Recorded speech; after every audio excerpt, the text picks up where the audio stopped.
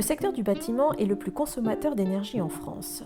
À ce titre, la ville de Sevran s'est engagée depuis plusieurs années déjà pour réduire la facture énergétique des bâtiments communaux.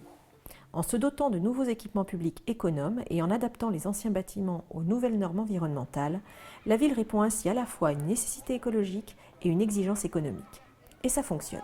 Sevran a engagé un bureau d'études pour initier un travail d'analyse des consommations énergétiques des bâtiments communaux sur l'année 2013. Donc sur la ville, on a audité 86 bâtiments qui représentent 107 000 m² de surface chauffée et pour un budget de consommation énergétique de 1,8 million par an.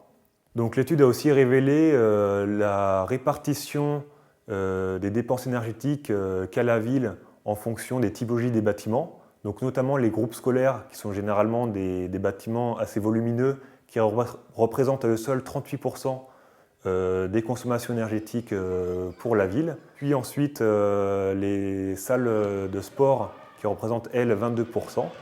Donc on voit qu'avec ces deux typologies de bâtiments, on est déjà à la moitié du budget annuel pour le chauffage et l'électricité des bâtiments communaux. Donc de manière générale, les dépenses énergétiques ont fortement chuté depuis les années 2004 pour arriver, par exemple pour les bâtiments que l'on a rénovés, à des baisses de consommation énergétique de l'ordre de 40 à 60%, et pour les bâtiments non rénovés, qui oscillent entre moins 10 et 10%. Les travaux de rénovation énergétique sont notamment des travaux d'isolation, donc aussi bien l'isolation des combles que l'isolation des murs, mais aussi le changement des fenêtres par exemple, le remplacement d'une chaufferie anciennement au fioul par une chaufferie au gaz.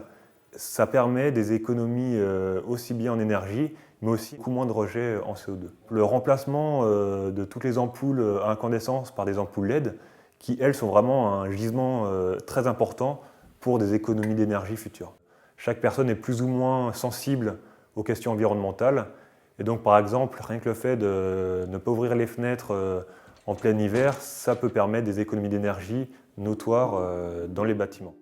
Ces résultats encourageants confortent la décision de la ville de Sevran de poursuivre son action en faveur de la transition énergétique et écologique.